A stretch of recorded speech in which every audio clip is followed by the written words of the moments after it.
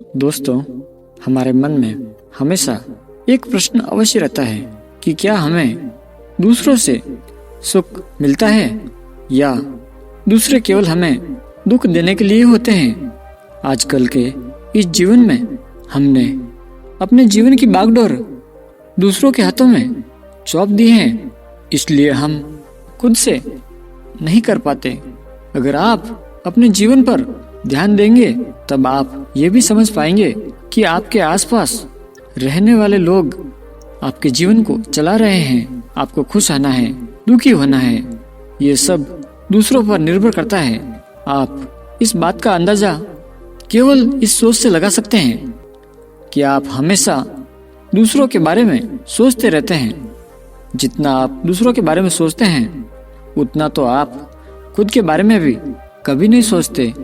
दूसरे क्या कर रहे हैं, वह किस तरह का काम कर रहे हैं, उनका व्यवहार कैसा है, वह सुखी है या दुखी है, अगर वह सुखी है तो क्यों सुखी है। ऐसी कई सारी बातें हम सभी के दिमाग में यूं ही चली जाती हैं। इस तरह के कई विचार हमारे मस्तिष्क में लगातार उत्पन्न होते रहते हैं। इस कारण हम अपने बारे में छोड़कर दूसरों की चिंता ज्यादा करते हैं, दूसरों के बारे में ज्यादा सोचते हैं और इसी में हमारा सारा समय निकल जाता है। पर समझने वाली बात यहाँ पर यह है कि हम दूसरों के बारे में सोचते हुए भी हमें ऐसा प्रतीत होता है कि हम खुद के लिए सोच रहे हैं, हम खुद को जान रहे हैं, हम अपने बारे में सोच रहे हैं और इसी को माया कहा जाता है। क्योंकि वास्तविकता हमारी आंखों के सामने होती है, लेकिन फिर भी हम उसे देख नहीं पाते, उसे समझ नहीं पाते और उस माया के जाल में हम यूं ही फंसे रह जाते हैं। इसी प्रकार हम अपने पूरे जीवन भर अपने लिए कार्य करते हैं, अपने लिए जीते हैं, फिर भी जीवन के अंतिम समय पर हमें यह प्रतीत होता है कि हमने तो अपने लिए जीवन जिया ही नहीं, हमने तो अपने लिए कुछ किया ही नहीं। तो सबसे बड़ा सवाल यहाँ पर यह है कि आखिर ऐसा क्यों होता है। जब हमने अपना पूरा जीवन खुद के लिए जिया, खुद के बारे में सोचे, स्वार्थी तक बन गए, लेकिन उसके बाद में भी हमारी सोच ऐसी क्यों हो जाती है। सब कुछ करने के बाद भी हम अपने लिए कुछ क्यों नहीं कर पाते। इसका जवाब बड़ा ही सीधा और सरल है, क्योंकि हम अपने लिए कभी जी ही नहीं पाते। हमारी खुशियाँ, हमारे दुख, हमारा व्यवहार, हमारे रहन सहन का तरीका सब कुछ दूसरों पर निर्भर करता है और हम इसी तरह से इस बाहर की दुनिया में अपना पूरा जीवन व्यतीत कर देते हैं। और ये जो बाहर का जीवन है और ये सब कुछ हमारे मन का बनाया हुआ एक जाल ही है, जिसमें हम जीवन भर फंसे रह जाते हैं, इससे कभी निकल नहीं पाते। और ये एक ऐसा जाल है जिसमें फंसाने के लिए हम दूसरों पर भी ये जाल लगातार फेंकते रहते हैं, ताकि हम उन दूसरों को भी इन जाल में फंसा सकें। जैसे एक पति अपनी पत्नी को फंसाने की कोशिश करता है, वहीं पर एक पत्नी अपने पति को फंसाने की कोशिश करती है। परिवार वाले एक दूसरे को, सारे सगे संबंधी भी एक दूसरे को फंसाना चाहते हैं। मित्र मित्र को फंसाना चाहता है, एक शत्रु अपने शत्रु को फंसाना चाहता है। तो क्या इसे ही जीना कहते हैं? क्या इसे ही जीवन कहते हैं? जी हाँ, जब हमसे पूछा जाता है तो हम यही कहते हैं कि हम अपने लिए जीवन जिया है, लेकिन वास्तविकता तो यही है। आपने ये जीवन कहाँ जिया है? आपने तो इसे बर्बाद कर दिया है। इस बात को और भी साफ और स्पष्ट तौर पर समझाने के लिए मैं आपको एक कहानी सुनाने जा रहा हूँ। इस कहानी को अंत तक जरूर देखिएगा, तभी आप ये समझ पाएंगे कि जो कुछ मैं कह रहा हूँ उसमें कितनी सच्चाई है और क्या आप उसे समझ सकते हैं या नहीं। बहुत समय पहले की बात है। किसी नगरी में एक युवक रहा करता था। वो युवक अपने जीवन से बहुत दुखी था। वो बहुत परेशान रहता था। उसके दुखों का असली कारण वह अपनी पत्नी को समझता था। अपने परिवार वालों को समझता था, क्योंकि उसकी पत्नी की वजह से उसके घर में हमेशा क्लेश होता, झगड़े होते और हमेशा इधर उधर की बातें होती। उसके परिवार वाले लड़ते रहते, जिस कारण वह व्यक्ति बहुत चिंतित रहता था। उसे ये समझ नहीं आता कि आखिर वो अपने घर के क्लेश को किस तरह से दूर करे, अपने परिवार में होने वाले इन झगड़ों को वो किस तरह से खत्म करे। कभी कभी तो उसके मन में यह तक ख्याल आता कि यदि मैंने इस लड़की से शादी न की होती तो शायद मेरे घर में शांति होती। मुझे तो उस लड़की से शादी कर लेनी चाहिए थी जिसे मैं पसंद करता था। वो बहुत ही सुशील और समझदार थी। वो अवश्य ही मेरे घर को संभाल लेती। यदि वो मेरी पत्नी होती तो मेरे घर में इस तरह रोज रोज कलेश ना होता और मैं भी एक सुखी जीवन जी रहा होता। एक दिन वो व्यक्ति घर में झगड़ों के कारण अपनी पत्नी को डांट देता है, काफी खरी खोटी सुनाने लगता है। तभी उसके परिवार वाले बीच में आ जाते हैं और उसकी पत्नी को उसे बचाने का प्रयास करते हैं, लेकिन वो व्यक्ति अपने क्रोध में आकर अपनी पत्नी से बहुत कुछ कह देता है, जिसके कारण उसे बाद में अत्यधिक पछतावा होता है। उसे अपनी गलती का एहसास होता है, जिस कारण वो घर से निकलकर पास ही के एक मंदिर में जाकर बैठ जाता है और भगवान को कोसने लगता है, हे भगवान, आपने मेरे साथ ऐसा क्यों किया? क्या मुझे सुखी जीवन जीने का कोई अधिकार नहीं? मेरे जीवन का सारा सुख चैन लूट लिया। मेरे घर में आए दिन झगड़े होते रहते हैं, जिस कारण मुझे एक पल भी घर में रहना बिल्कुल पसंद नहीं। आखिर मैंने क्या गलती की थी? आखिर मेरा दोष क्या था जिस कारण मुझे यह जीवन जीना पड़ रहा है? आप तो ज्ञानी हैं, आप तो भगवान हैं। अगर आप चाहते तो मेरा जीवन हमेशा खुशी और खुशहाली से बना रहता। आखिर आपने मेरे साथ ऐसा क्यों किया? आप तो पहले से ही जानते होंगे कि ऐसा कुछ होगा, तो फिर आपने ऐसे क्यों नहीं रोका? वो भगवान को दोष पे दोष दिए जा रहा था। तभी उसी मंदिर से होकर एक गुरुवर गुजर रहे थे। उन्होंने उस व्यक्ति को देखा जो भगवान को दोष दे रहा था। तभी वो गुरुवर उस व्यक्ति से कहते हैं, बेटा, क्या बात है, तुम इतने दुखी क्यों हो और भगवान को इस तरह से दोष क्यों दे रहे हो? आखिर इनकी क्या गलती है? तभी वो व्यक्ति उन गुरुवर से कहता है, हे गुरुवर, मेरे जीवन में दुखों का कारण यही है। ये तो सब जानते थे, फिर भी उन्होंने मेरी शादी उस लड़की से करवा दी, जिसके कारण मेरे घर में रोज कलेश होता है, झगड़े होते हैं, मेरे परिवार वाले आपस में लड़ते हैं।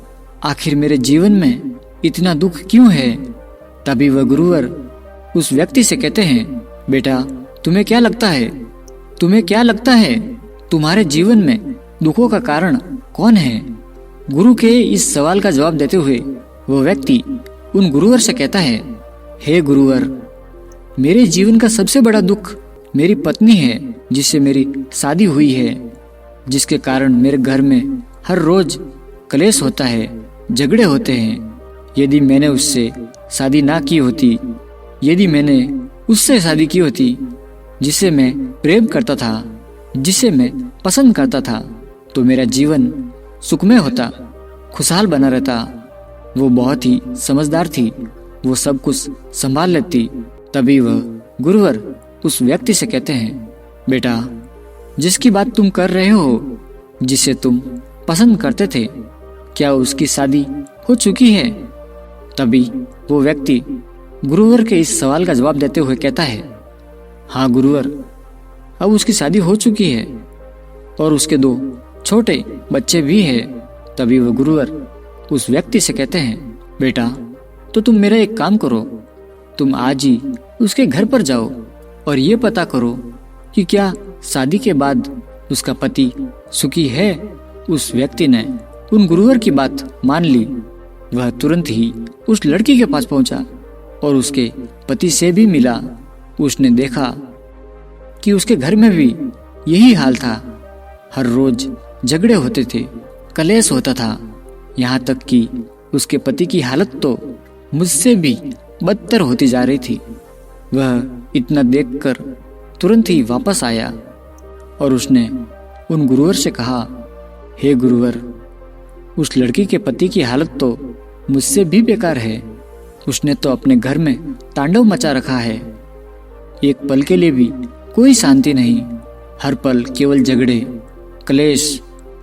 ऐसे घर में भला कोई कैसे जीवित रहता है? कोई भला कैसे खुश रह सकता है? तभी वह गुरुवर उस व्यक्ति से कहते हैं, बेटा, तब तो ये अच्छा हुआ कि तुम्हारी शादी उससे नहीं हुई, बल्कि तुम्हारे लिए तो वही लड़की अच्छी है जिससे तुम्हारी शादी हुई है।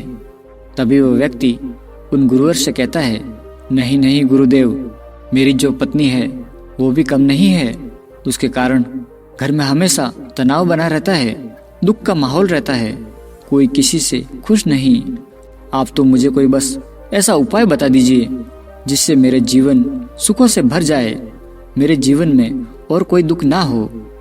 तभी वो गुरुवर उस व्यक्ति से कहते हैं, बेटा, इस संसार में कोई ऐसा व्यक्ति नहीं जिसके जीवन में दुख ना हो, और बिना दुखों के जीवन भी क्या कोई जीवन होता है? यदि तुम्हारे जीवन में दुख नहीं होंगे तो तुम्हें सुख का आभास कैसे होगा? उन गुरु की बात काटते हुए वो व्यक्ति कहता है, नहीं नहीं गुरुवर, आप मुझे कोई ऐसा उपाय जरूर बताइए जिससे मेरा जीवन सुखों से भर जाए। मुझे अपने जीवन में और कोई दुख नहीं चाहिए। तभी वह गुरुवर उस व्यक्ति से कहते हैं, ठीक है, मैं तुम्हें इसका उपाय अवश्य बताऊंगा, लेकिन उससे पहले तुम्हें मेरे लिए एक काम करना होगा। तभी वह व्यक्ति उन गुरुवर से कहता है, बताइए गुरुवर, मुझे क्या करना होगा?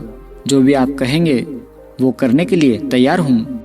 तभी वह गुरुवर उस व्यक्ति से कहते हैं, बेटा, तुम जाओ और किसी ऐसे व्यक्ति को ढूंढ कर लाओ जिसके जीवन में कोई दुख ना हो, जो केवल हमेशा सुखी रहता हो, जिसका जीवन खुशहाल हो।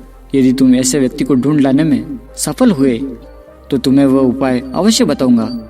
यह सुनकर वो व्यक्ति बड़ा प्रसन्न हुआ और उन गुरुवर से कहने लगा, बस इतनी सी बात, मैं अभी जाता हूँ और किसी न किसी एक ऐसे व्यक्ति को अवश्य ढूंढ कर लाऊंगा जो अपने जीवन में सुखी है, उसके जीवन में कोई दुख नहीं।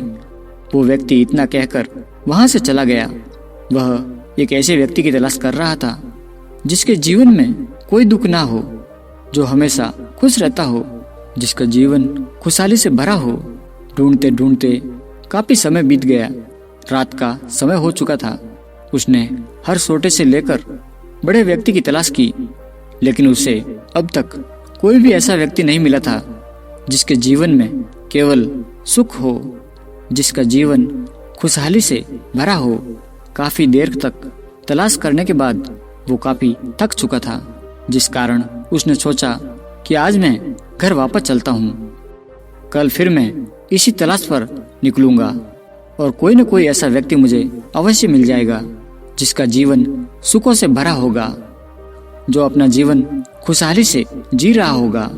इतना सोचकर जैसे ही वो घर की ओर बढ़ता है, तभी उसे एक व्यक्ति की आवाज सुनाई देती है जो जोरों से हंस रहा होता है। वो व्यक्ति उस आवाज का पीछा करते हुए उस हंसने वाले व्यक्ति के पास जाता है। जब वो उस व्यक्ति के पास पहुंचा तो उसने देखा एक पेड़ के नीचे एक गरीब व्यक्ति बैठा हुआ है जिसके पास कुछ भी नहीं है, लेकिन फिर भी वो जोर जोर से हंसता जा रहा है। पहले तो उस व्यक्ति को लगा यह कोई पागल होगा, क्योंकि इसके पास तो कोई है भी नहीं, फिर भी ये जोर जोर से हंसे जा रहा है। जरूर इसका कोई मानसिक संतुलन खो चुका है। लेकिन तभी उसके मन में उन गुरुवर की कही बात एक बार फिर से खटकने लगी कि तुम एक ऐसे व्यक्ति को ढूंढ लाओ जिसके जीवन में केवल सुख हो, तभी मैं तुम्हें तुम्हारे दुखों से मुक्त करने का उपाय बताऊंगा। यह सोचकर उसने उस गरीब व्यक्ति से यही सवाल किया कि क्या तुम्हारे जीवन में केवल सुख है।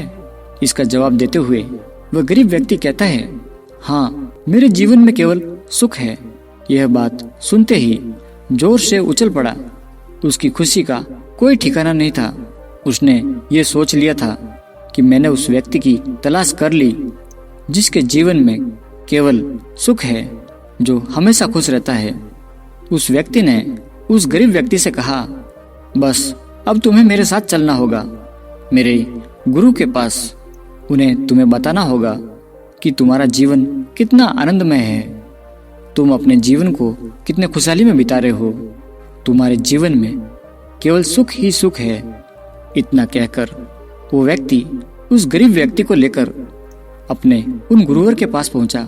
उस गरीब व्यक्ति को देखते ही वो गुरु उस गरीब व्यक्ति के चरणों में गिर पड़े और दोनों हाथ जोड़कर उनको प्रणाम करने लगे।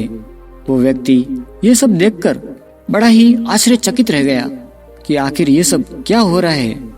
ये तो एक भूखा गरीब व्यक्ति है और भला इसके चरण मेरे गुरु क्यों छू रहे हैं। तभी वो गुरुवर इस व्यक्ति के मन की शंका को दूर करने के लिए कहते हैं, बेटा ये तो मेरे गुरु है, यह महागुरु है। तभी वो व्यक्ति कहता है, हे गुरुवर, लेकिन जैसा आपने कहा था कोई ऐसा व्यक्ति ढूंढ लाओ जिसके जीवन में केवल सुख ही हो, तभी आप मुझे मेरे जीवन के दुखों से मुक्त कर देंगे। तभी वह गुरुवर उस व्यक्ति से कहते हैं, बेटा ये जानना ही चाहते हो कि तुम अपने दुखों से किस तरह से मुक्त होते हो। उससे पहले तुम ये तो जान लो कि मेरे महागुरु के जीवन में हमेशा सुख कैसे रहता है। यह बात तुम उन्हीं से पूछ लो। वो व्यक्ति उन महागुरु के पास पहुंचा और उनसे कहने लगा, हे महागुरु, आप ही मुझे बताइए कि आपके जीवन में आप सुखी कैसे हैं, आप हमेशा खुशहाल कैसे रहते हैं और अपने जीवन में हमेशा केवल खुश कैसे रहें। क्या इसके लिए मुझे संन्यास धारण करना होगा? आप ही की तरह मुझे अपना जीवन अकेले व्यतीत करना होगा और ज्ञान ध्यान हाथों में लगना पड़ेगा। तभी वो महागुरु मुस्कुराए और उस व्यक्ति से कहते हैं, बेटा तुम हर रोज धन कमाने जाते हो, लेकिन तुम ये धन किसके लिए कमा रहे हो? इसके जवाब में वो व्यक्ति कहता है, हे महागुरु, मैं ये धन अपने परिवार के लिए कमा रहा हूँ ताकि मैं अपनी पत्नी, अपने बच्चों, अपने माता पिता को खुश रख सकूं, उनकी जरूरतों को पूरा कर सकूं, उन्हें 2 वक्त की रोटी दे सकूं। तभी वो महागुरु उस व्यक्ति से कहते हैं, अच्छा तो बेटा तुम मुझे ये बताओ तुम किसकी चिंता में रहते हो? तभी वो व्यक्ति इस बात का जवाब देते हुए कहता है, हे गुरुवर, मैं अपने परिवार की चिंता में रहता हूँ। मैं किस तरह से अपने परिवार को खुशहाल बना सकता हूँ, किस तरह से अपने परिवार का भविष्य संवार सकता हूँ। साथ ही साथ मुझे यह भी चिंता लगी रहती है कि मैं किस तरह से अपनी पत्नी, अपने बच्चों का पालन पोषण करूं, उन्हें अच्छी शिक्षा दूं। तभी वो महागुरु उस व्यक्ति से कहते हैं, तो अब तुम मुझे ये बताओ कि तुम खुश कब रहते हो? तभी वो व्यक्ति उन महागुरु से कहता है, हे महागुरु, जब मेरा पूरा परिवार खुश रहता है, मेरे माता पिता, मेरी पत्नी, मेरे बच्चे, जब इनके चेहरों पर मैं खुशी देखता हूँ तब मैं भी अत्यंत खुश होता हूँ, मुझे भी बहुत अच्छा लगता है। आगे वो महागुरु उस व्यक्ति से कहते हैं, ठीक है, तो अब तुम मुझे ये बताओ कि तुम दुखी कब रहते हो? तभी वो व्यक्ति महागुरु को इस बात का जवाब देते हुए कहता है, हे महागुरु, जब मेरे परिवार में झगड़े होते हैं, कलेश होता है, जब वे लोग आपस में लड़ते हैं, झगड़ते हैं, एक दूसरे को पसंद नहीं करते हैं, तब मुझे बहुत तकलीफ होती है, मेरा मन दुख से भर जाता है। तभी वो महागुरु उस व्यक्ति से कहते हैं, बेटा, अगर तुम्हारे दुखों की वजह तुम्हारे परिवार वाले हैं, यदि वो तुमसे दूर हो जाए तो क्या तुम्हारी जिंदगी खुशहाल हो जाएगी? क्या तुम सुखी से अपना जीवन जी सकोगे? तभी वो व्यक्ति उन महागुरु के सवाल का जवाब देते हुए कहता है, नहीं नहीं गुरुवर, यदि वो मेरे जीवन से चले गए तो मैं भला कैसे खुश रहूंगा? मैं तो और भी ज्यादा दुखी हो जाऊंगा, क्योंकि मैं उन सभी से प्रेम करता हूँ, मैं उन सभी की चिंता करता हूँ, मुझे उनकी खुशी में अपनी खुशी नजर आती है, उनकी दुख में अपना दुख नजर आता है। मैंने आज तक जो कुछ किया है और जो कुछ कर रहा हूँ सब उन्हीं के लिए तो है। तभी वो महागुरु उस व्यक्ति से कहते हैं, ठीक है, तो क्या वो तुम्हारे जीवन में रहें, इससे तुम सुखी रहोगे? तभी वो व्यक्ति इस बात का जवाब देते हुए कहता है, हाँ हाँ गुरुवर, यदि वो लोग मेरे साथ रहें तो मैं हमेशा खुश रहूंगा। वो सब मेरी जिंदगी है, मैं उनसे प्रेम करता हूँ। ये सब बिल्कुल सही बात है, लेकिन फिर भी न जाने क्यों मैं सुखी नहीं हूँ। जबकि वो सब मेरे साथ है, फिर भी मुझे खुशी का एहसास नहीं हो पाता।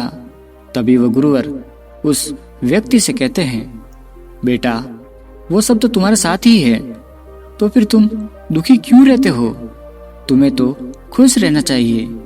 तभी वो व्यक्ति इस बात का जवाब देते हुए कहता है, हे गुरुवर, यदि वो सब मिलजुल कर रहे, आपस में खुशी खुशी रहे, एक दूसरे से प्यार करें, तो मेरी जिंदगी खुशहाल हो जाएगी और मैं भी हमेशा खुश रह सकूंगा। तभी वो महागुरु उस व्यक्ति से कहते हैं, तो बेटा ऐसा कैसे होगा?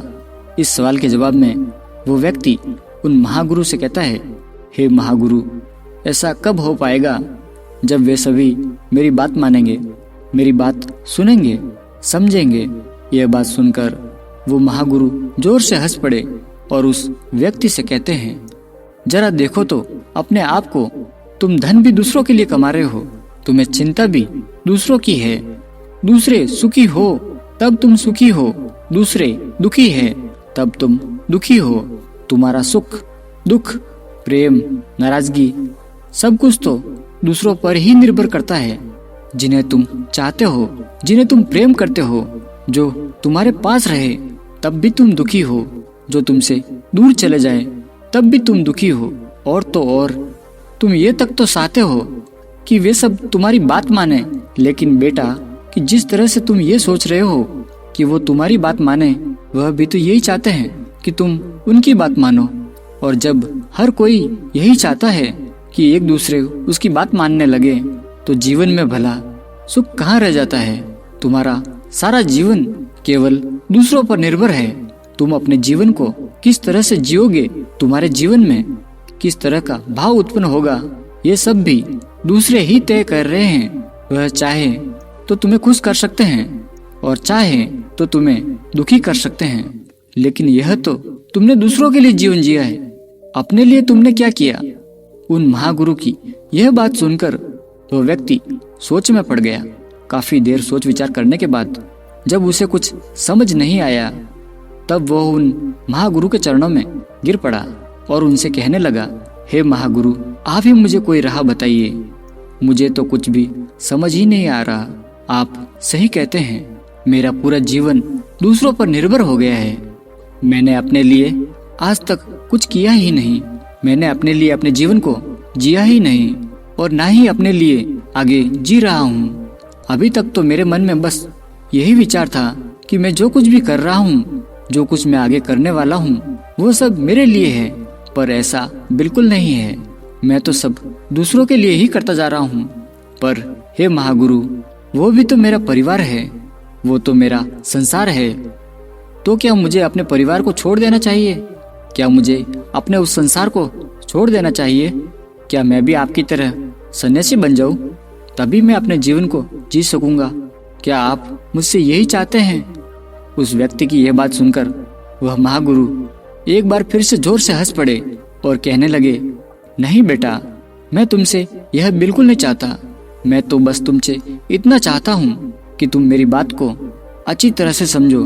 तुम्हारे दुखों का कारण यह है कि तुम्हारे दुख, तुम्हारी सारी भावनाएं कोई और नियंत्रित कर रहा है। तुम्हारी सारी भावनाएं दूसरों पर निर्भर करती है। हम हमेशा बाहर की ओर जीते रहते हैं और उसी में हमेशा के लिए खो जाते हैं, और इसी तरह से हम अपना पूरा जीवन व्यतीत कर देते हैं। मैं तो बस तुमसे इतना कहना चाहता हूँ कि तुम धन अवश्य कमाओ, चिंता भी अवश्य करो, पर तुम अपनी इस चिंता में मत लगे रहो कि लोग तुम्हारी बात मानते ही नहीं, लोग तुम्हारी बात समझते ही नहीं। लेकिन उससे ज्यादा जरूरी ये है कि तुम अपनी बात मानो, तुम अपने आप पर ध्यान दो, अपने आप को पहचानो, अपने आप को ऐसा बनाओ कि कोई भी दूसरा तुम्हारे सुख और तुम्हारे दुख अर्थात तुम्हारी भावनाओं को प्रभावित ना कर सके। तुम्हें एक बार के लिए ये सोच कर देखो कि तुम्हारे जीवन का क्या लाए जब तुम्हारी भावनाएं तुम्हारे वश में है ही नहीं, जब तुम्हारा जीवन कोई और नियंत्रित कर रहा है। तुमने तो ये सुना ही होगा कि लोग खाली हाथ आते हैं और खाली हाथ ही चले जाते हैं। ऐसे ही सभी लोग खाली हाथ ही चले जाते हैं जो अपने लिए कुछ नहीं कर पाते, जो अपने लिए कोई जीत तक नहीं पाते। लेकिन जो कोई अपने लिए जीते हैं वो कभी भी खाली हाथ नहीं जाते, उनके कर्म हमेशा उनके साथ जाते हैं। इस संसार में रहना कोई बुरी बात नहीं, अपने परिवार से प्रेम करना कोई बुरी बात नहीं, लेकिन यदि तुम इस संसार में रह रहे हो तो अपने लिए रहो, अपने परिवार के साथ रहो तो अपने लिए रहो, उनके सुख दुख का ध्यान रखो, लेकिन निस्वार्थ भाव से कभी यह मत सोचो कि जो कुछ तुम उनके लिए कर रहे हो वो भी तुम्हारे साथ वैसा ही करे। वो तुम्हारी बात मानेंगे, समझेंगे, तुम्हारे इशारों पर चलेंगे। उस व्यक्ति को उन महागुरु की सारी बातें समझ में आ गई। वो ये समझ चुका था कि वो उस जीवन में जी तो रहा है, लेकिन वह अपने जीवन को नहीं जी रहा है, उसे तो वो केवल ढो रहा है। दोस्तों, हमारा जीवन भी कुछ इसी प्रकार चलता है। हम ऐसे ही अपना जीवन व्यतीत कर रहे हैं। हम सब दुखी हैं और दुखों का कारण ही हम हैं। हम दूसरों में अपना सुख ढूंढते हैं, जबकि वास्तविक सुख तो आपके भीतर ही है। बाहर तो केवल परिस्थितियां हैं और यही परिस्थितियां हमें सुख और दुख का अनुभव कराती है। जैसे कि कोई भी बुरी से बुरी परिस्थिति आपके सामने हो तो क्या आप सुखी रह सकते हैं? तो क्या कोई अच्छी से अच्छी परिस्थितियां भी आपके सामने हो तो आप चाहें तो आप दुखी रह सकते हैं? ये तो आप पर निर्भर है। आप अपने जीवन की बागडोर को अपने हाथ में लेना चाहते हैं या फिर दूसरों के हाथों में देकर जीवन भर दुखी रहना चाहते हैं? आप अपने इस जीवन को निस्वार्थ भाव से जी सकते हैं। अपने संसार में रहकर, अपने परिवार के साथ रहकर निस्वार्थ भाव से अपना जीवन व्यतीत करो। तुम अवश्य हमेशा सुखी रहोगे। दोस्तों, उम्मीद है कि आपने आज की वीडियो से जरूर कुछ न कुछ सीखा होगा।